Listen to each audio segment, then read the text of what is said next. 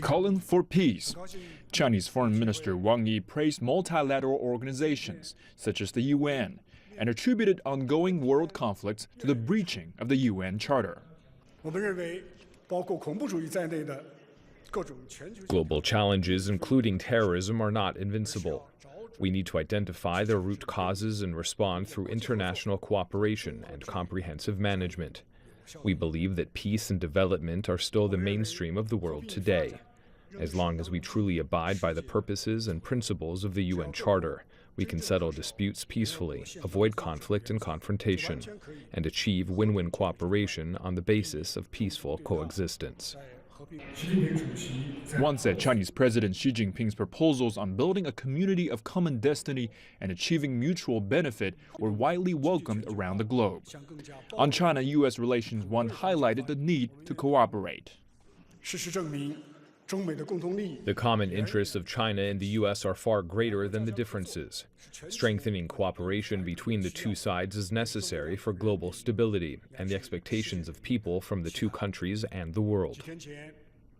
He also spoke of shared values and offered up the country's growing global influence to mend U.S.-Russian ties. We will strengthen coordination with the United States and Russia to promote constructive interactions among the three countries so that we can contribute more positive energy to world peace and development. While answering a question about the DPRK nuclear issue, one said that the situation was effectively managed while the six-party talks were going on. After 2009, the situation became confrontational and entered a downward spiral of nuclear tests and sanctions. He called for all parties to return to the negotiation table. Jing Chao, CGTN.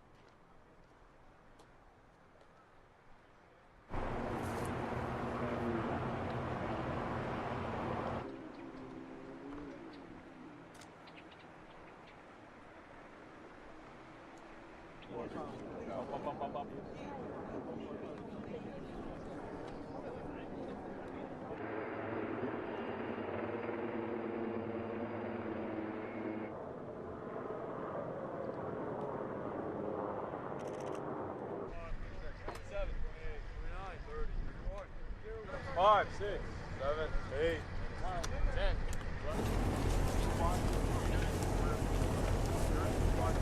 Open the lid. Flop the lid open.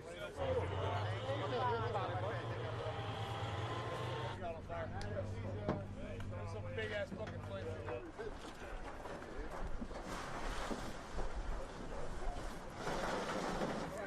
Let's go barrel facing the other direction.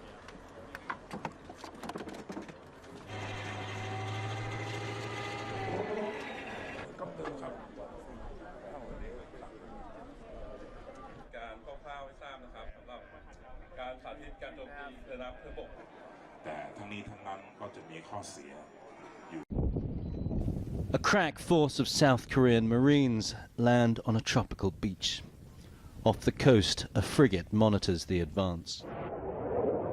Fighter jets sweep over the beach, dropping bombs to clear the path as amphibious landing craft make their advance, discharging Thai and US Marines who disembark and secure the area. It's a rehearsal, part of the largest joint military exercises in Southeast Asia, led by the United States. The objective, to foster cooperation with allies in Asia and prepare US troops for operations in a new theater of war. Oh, the temperature in Thailand is definitely a huge difference from the United States with the humidity. But as we're here for a week or so, we definitely get used to it. It's not so bad. And the prospect of this training ever being used is now much closer than before. Rising tensions in the South China Sea as China and the United States closely monitor each other's movements. And recent statements from influential advisors in the White House suggest the Trump administration sees the prospect of military action in the area as a distinct possibility. That has led the US to rethink its military relationships in the region. 3 years ago, the Cobra Gold exercise was downgraded after Thailand's military coup. The US said Thailand must return to democracy before it could be considered a military ally again. This year, the tone was far more conciliatory. The U.S. alliance with Thailand is a deep and enduring commitment. We look forward to Thailand's reemergence as a flourishing democracy because we need Thailand as a strong and stable ally. We need Thailand to get back to being the regional and global leader that it always has been. But Thailand's military remains firmly in control and has made few concessions to democracy. In fact, despite the urging of the United States, the military junta has pushed back democratic elections year after year after year. Dr. Krungsak used to teach in the US and later became a Thai MP. He thinks the Trump administration is now likely to drop any major objection to the military government's failure to return democracy. It has some say. Hence, US would have to court Thailand a lot more. And I suspect all the rhetoric is going to be slowly be more accommodating.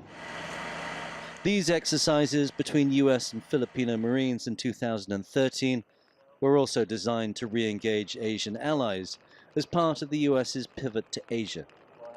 But now President Duterte is talking of expelling all US soldiers within 2 years, and their long-time alliance looks severely strained.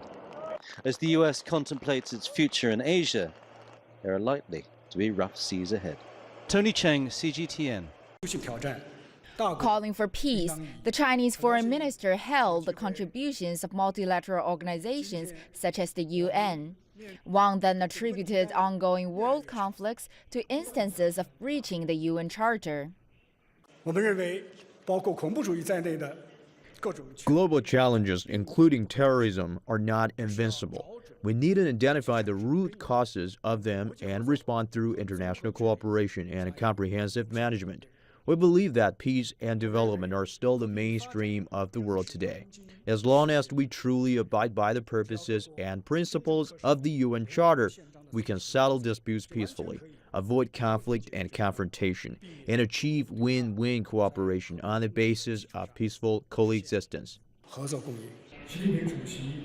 He also recalled Chinese President Xi Jinping's 2 notable keynote speeches in Switzerland earlier this year, delivered at the UN office in Geneva and World Economic Forum in Davos.